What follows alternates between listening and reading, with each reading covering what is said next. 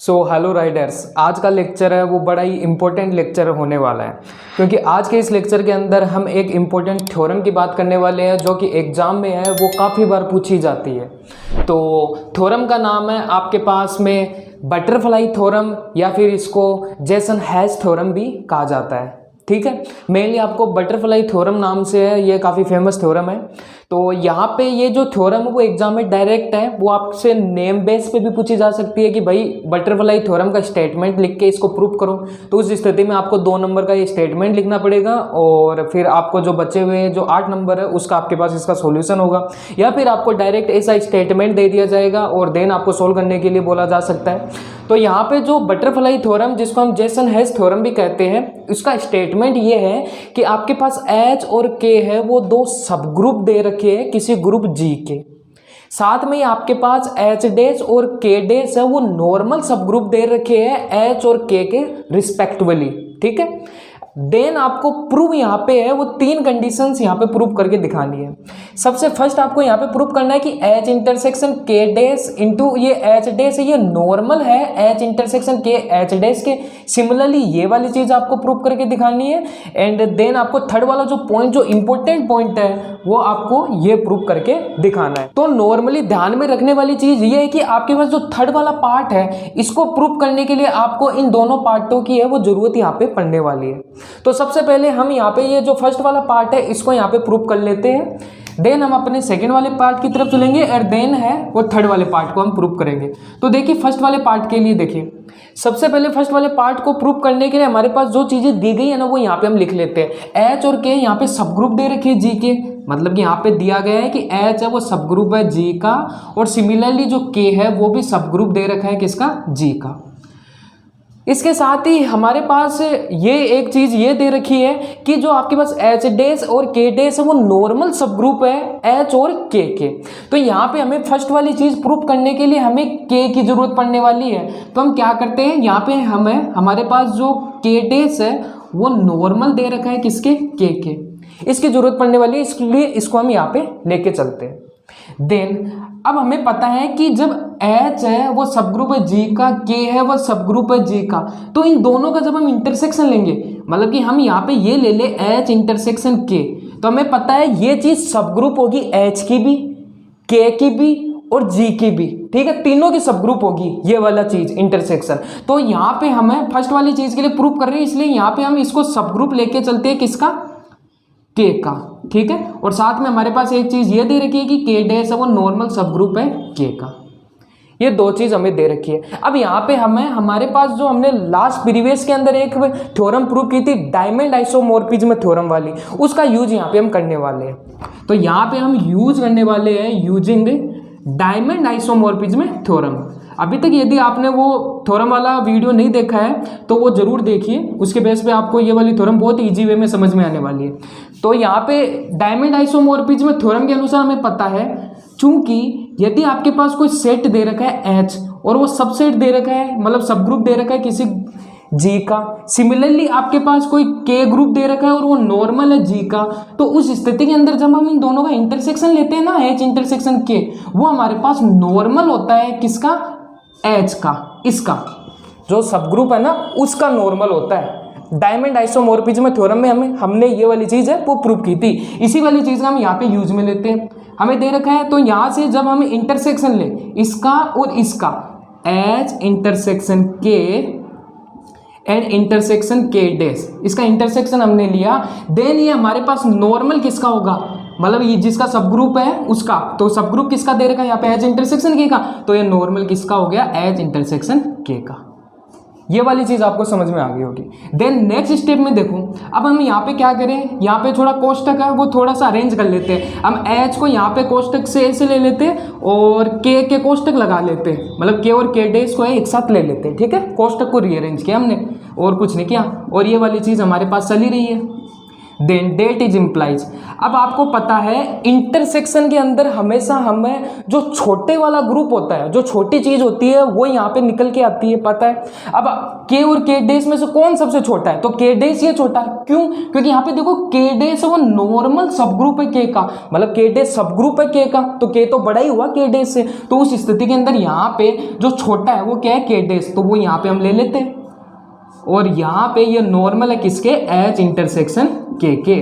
अब हमारे पास जो प्रूफ है उसके अंदर दोनों तरफ यहाँ पे एच डेस ले रखा है, तो हम दोनों साइड है वो एच डेस ले सकते हैं यहाँ पे। तो दोनों साइड जब हम यहाँ पे एच डेस ले ले, एच डेस और normal of H intersection k of H डेस, तो हमारे पास जो फर्स्ट वाला जो है यहाँ पे वो वाला पार्ट है वो यहाँ पे फुलफिल होके प्रूफ होके निकल के आ जाता है, ठीक है।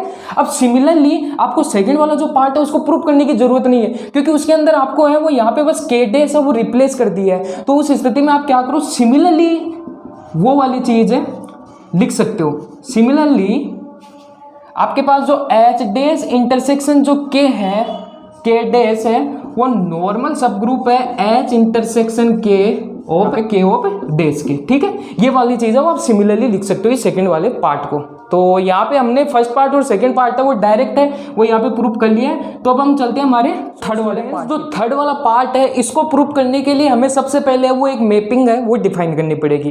तो यहाँ पे आप है वो एक चीज देखिए कि हम डायरेक्ट है वो इस वाले ग्रुप से इस वाले ग्रुप में मैपिंग है वो डिफाइन करेंगे, तो हमारे लिए चीजें वो थोड़ी सी डिफिकल्ट सामने होके आएगी, जिसे सोल्व करने में हमारे पास प्रॉब्लम है वो देखने को आएगी। तो उसके लिए हम क्या करेंगे, हम है वो एक यहाँ पे है हमारे पास जो ऊपर के जो पार्ट है उनका यूज में लेते हुए है वो एक न्यू ग्रुप है, न्यू कोसेंट ग्रुप है वो डिफाइन करेंगे, और उसके थ्रू है वो हम एक मैपिंग डिफाइन करते हैं जो जिससे हमारी जो थ्योरम का प्रूफ है इसका वो काफी इजी वे में हो जाएगा। और वो कैसे होगा वो यहाँ पे आप देखिए। सबसे पहले मेरे पास ये फर्स्ट और सेकंड वाला जो हमने सोल्व किया था उससे ये दो रिजल्ट है वो हमारे पास निकल के आए थे, ठीक है। तो यहाँ पे देखो इसके लिए हम मैपिंग डिफाइन करने के लिए है वो सबसे पहले यहाँ पे हमारे पास जो चीज दी गई है वो देख लेते हैं। चूंकि आपको दिया गया है कि एच इंटरसेक्शन के डेस एंड आपके पास जो एच डेस इंटरसेक्शन के है वो आपके पास नॉर्मल सब ग्रुप है, नॉर्मल सब ग्रुप है, और वो भी किसके, एच इंटरसेक्शन के, ठीक है। ये इसके नॉर्मल है और ये भी इसके नॉर्मल है, तो वो वाली चीजें मैंने यहाँ पे लिखी है। अब आप एक चीज ध्यान में रखना, यदि A है वो नॉर्मल दे रखा है आपके पास में C के, सिमिलरली B है वो नॉर्मल दे रखा है आपके पास C के, देन इन दोनों का जब हम क्लोजर करवाए ना AB तो वो भी आपके पास नॉर्मल ही होता है किसके, C के। तो इसी वाली चीज का यूज हम यहाँ पे लेने वाले हैं।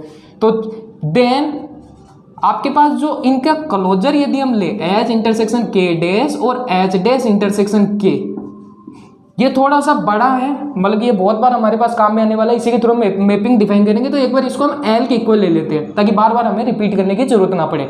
इज इक्वल टू जो एल है वो भी इज नॉर्मल है, इज नॉर्मल सब group of H intersection k, ठीक है। एच इंटरसेक्शन के है वो ये है वो नॉर्मल हो गया। देन अब देखो इसकी हेल्प से हमें वो कोसेंट ग्रुप है यहाँ पे बता सकते हैं। तो आपको पता है यदि कोई चीज किसी के नॉर्मल दे रखी है तो दैट इज इम्प्लाइज उसका हम डायरेक्ट फैक्टर ग्रुप या कोसेंट ग्रुप कैसे लिखते हैं, जिसके भी नॉर्मल दे रखा है ना, वो वाला ऊपर लिखते हैं, देन जो नॉर्मल है उसको हम नीचे लिखते हैं, L is quotient group, quotient group. ये आपके पास है वो एक कोसेंट ग्रुप है वो निकल के आ गया। अब देखो ये छोटा सा कोसेंट ग्रुप आपके पास निकल के आ गया, तो इसकी हेल्प से आप वो डायरेक्ट यहाँ पे है वो मैपिंग डिफाइन कर सकते हो बहुत इजी वे में, ठीक है। इसके बजाय ये वाली चीज बहुत इजी आएगी हमारे पास। देन तो इसलिए अब हम मैपिंग डिफाइन करते हैं यहाँ पे, देन फाई हमारे पास मैपिंग हम ले लेते हैं किससे, इस वाले से इस वाले में, ठीक है। तो एच इंटरसेक्शन के एच डेस से हम मैपिंग डिफाइन करते हैं। इसके लिए हमने ये वाली चीज ली है यहाँ पे, ठीक है। न्यू कोसेंट ग्रुप हमारे पास ये है, वो क्या है, एच इंटरसेक्शन के अपॉन एल। इसको एक बार इक्वेशन नंबर 1 दे दो यहाँ पे। सिमिलरली इसको इक्वेशन देने की जरूरत नहीं है, ठीक है। ये वाली चीज हमारे पास निकल के आ गई। तो सच डेट यहाँ से हमारे पास एलिमेंट है मैपिंग के, वो किस हिसाब से आएंगे हमारे पास कि फाई ऑफ इन दोनों का यहाँ पे क्लोजर ले रखा है तो हम अक्स वाई यहाँ पे ले लेते हैं, ठीक है, इक्वल।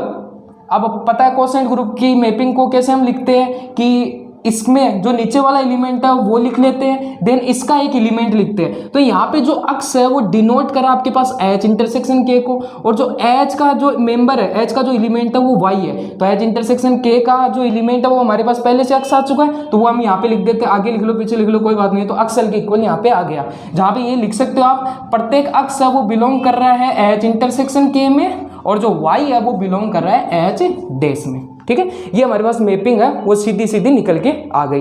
अब नेक्स्ट देखिए, सबसे पहले जो मैपिंग हमने ली है इसको हमें होमोमॉर्फिज्म है वो यहाँ पे दिखाना पड़ेगा। ठीक है, क्योंकि हमें इसको आइसोमॉर्फिज्म में प्रूफ करना है ना, तो होमोमॉर्फिज्म दिखा दे, ऑन टू दिखा दे, देन हमारे पास ये जो आइसोमॉर्फिज्म है वो प्रूफ होके निकल के आएगी।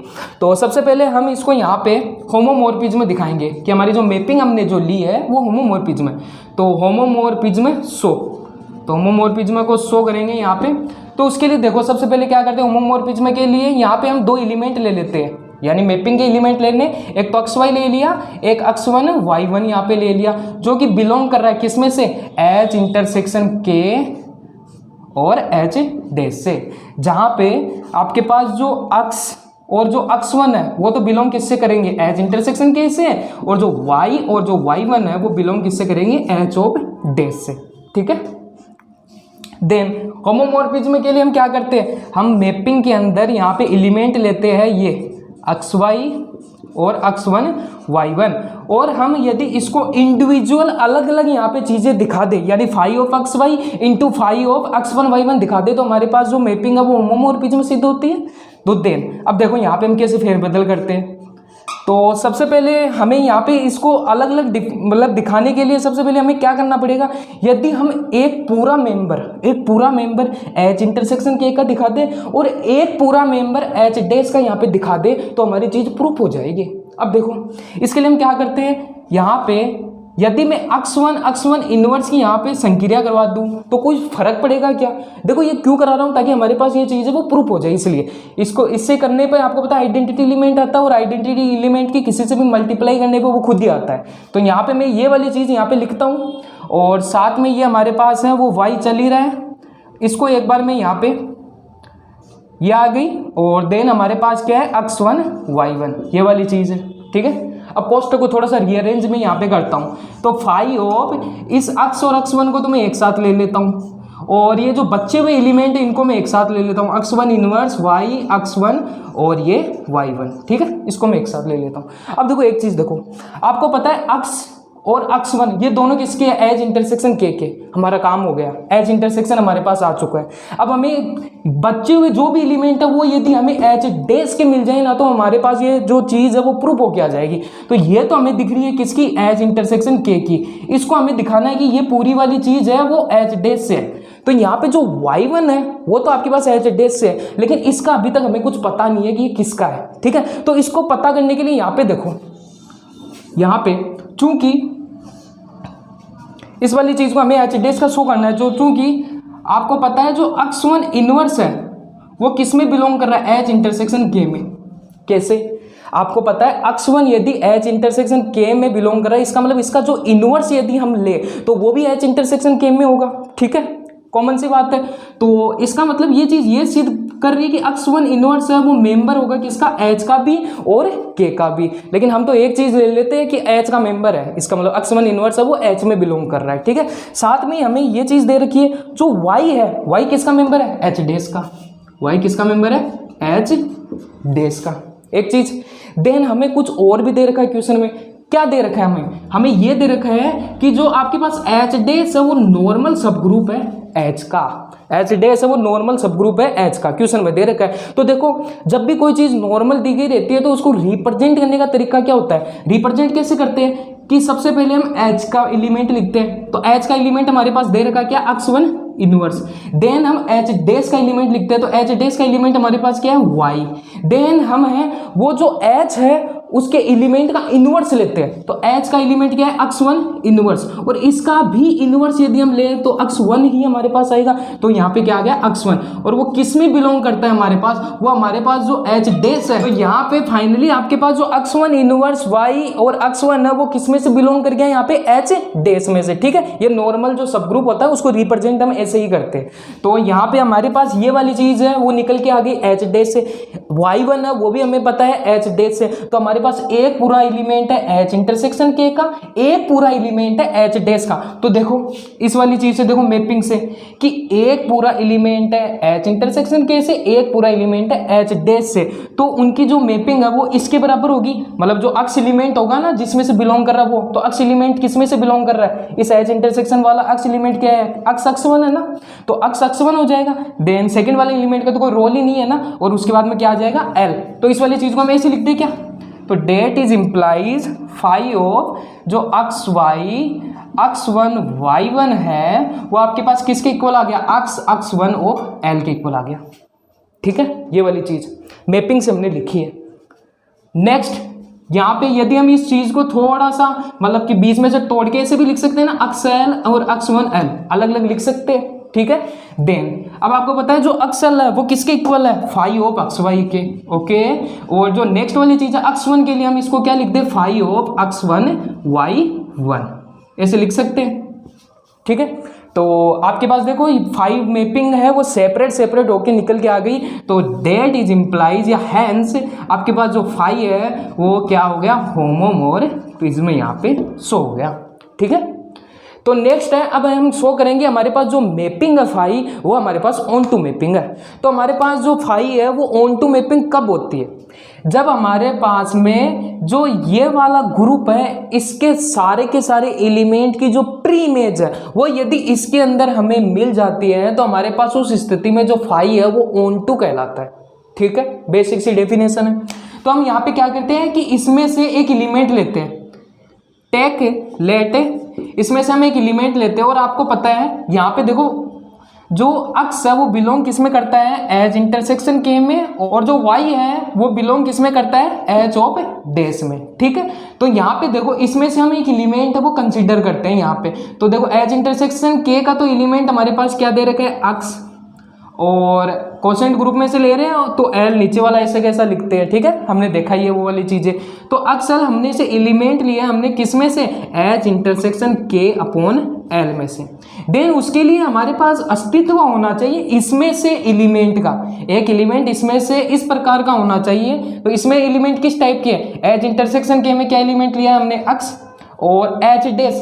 देखो H डैश यहाँ पे हम डायरेक्ट है वो इससे तुलना नहीं कर रहे कि Y है वो H डैश है। ठीक है, ये तो मैपिंग के एलिमेंट है। तो देखो H डैश के अंदर है कोई और एलिमेंट हो ना हो, लेकिन आइडेंटिटी एलिमेंट तो 101% एग्जिस्ट करता ही करता है। तो हम यहाँ पे क्या करते हैं, आइडेंटिटी एलिमेंट यहाँ पे लेके चलते हैं। तो H डैश का एक एलिमेंट क्या हो गया, E, और ये किस में से बिलोंग करेगा, H इंटरसेक्शन K और H डैश से।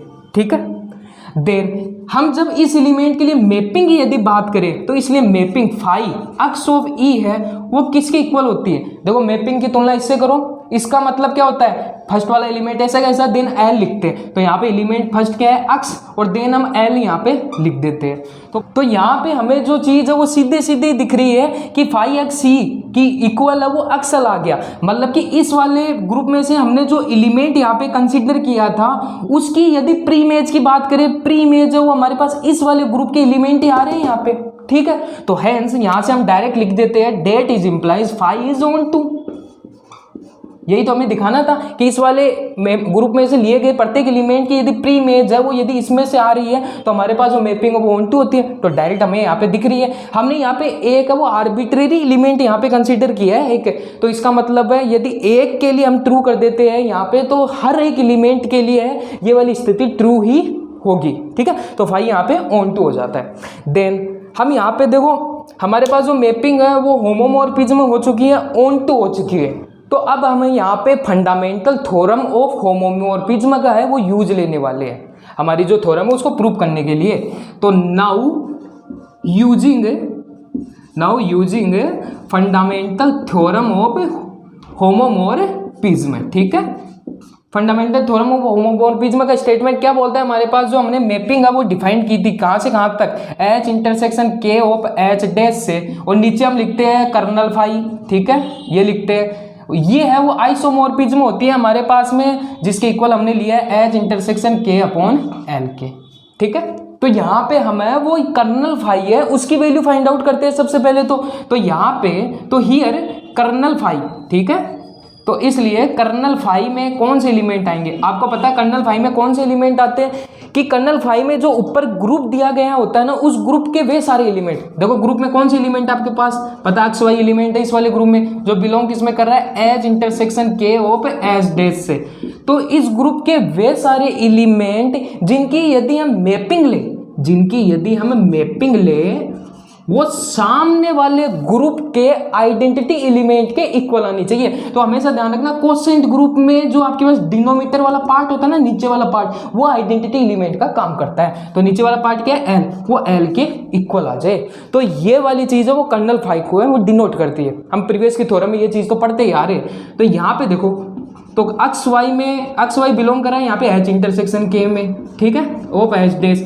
और आपको पता है फाई ऑफ एक्स वाई है वो किसके इक्वल है, एक्स एल के, ठीक है, मैपिंग के अनुसार। तो x l is equal to क्या है हमारे पास, एल। तो यहाँ पे नेक्स्ट देखो, एक्स वाई है वो बिलोंग कर रहा है एच इंटरसेक्शन के एच से, ठीक है, यहाँ पे एच डैश है ना, एच डैश से।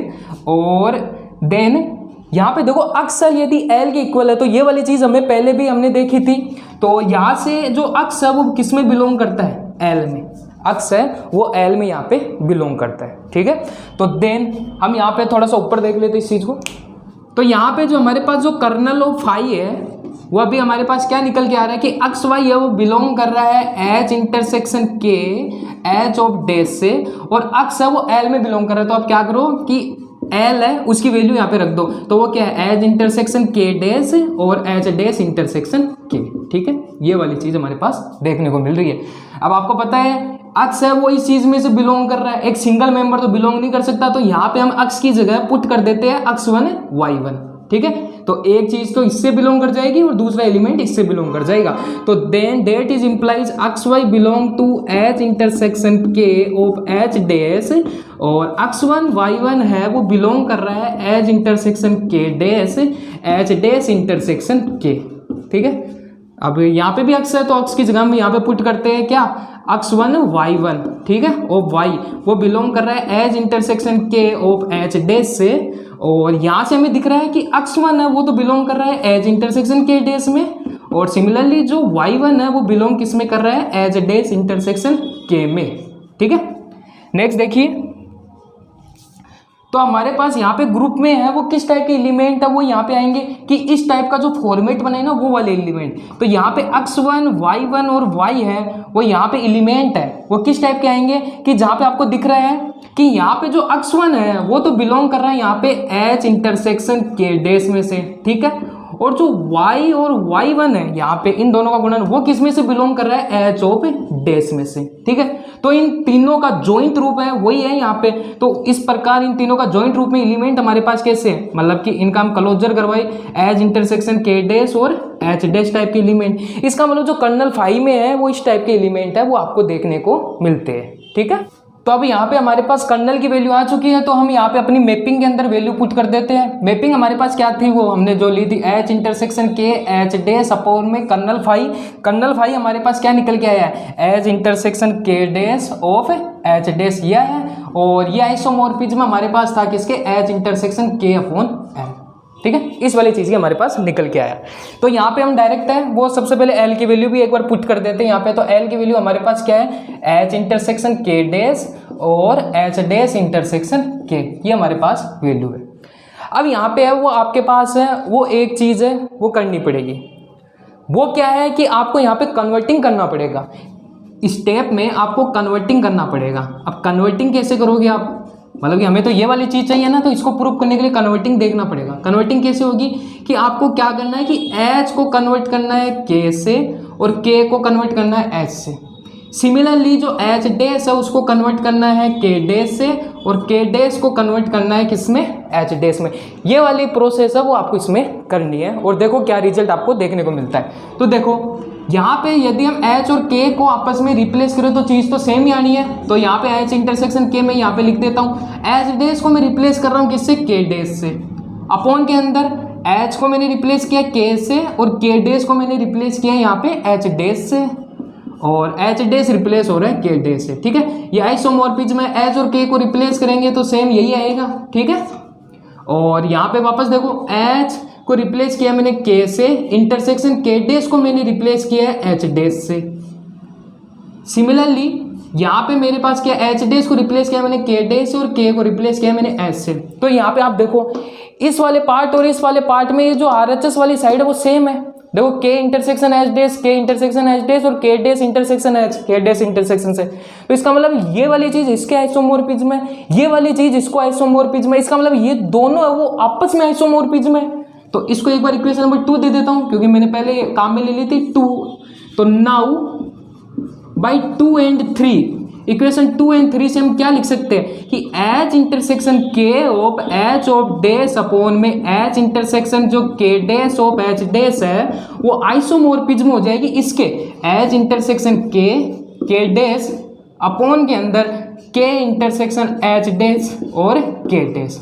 और ये वाली चीज़ हमें यहाँ पे प्रूफ करके दिखानी थी। ठीक है, सो होपफुली आपको पूरी की पूरी स्टेप्स है वो इजी वे में समझ में आ गई होगी। किसी भी प्रकार का डाउट हो तो कमेंट सेक्शन में आप बता सकते हो। तो मिलते हैं एक नए लेक्चर के साथ, तब तक के लिए सी यू।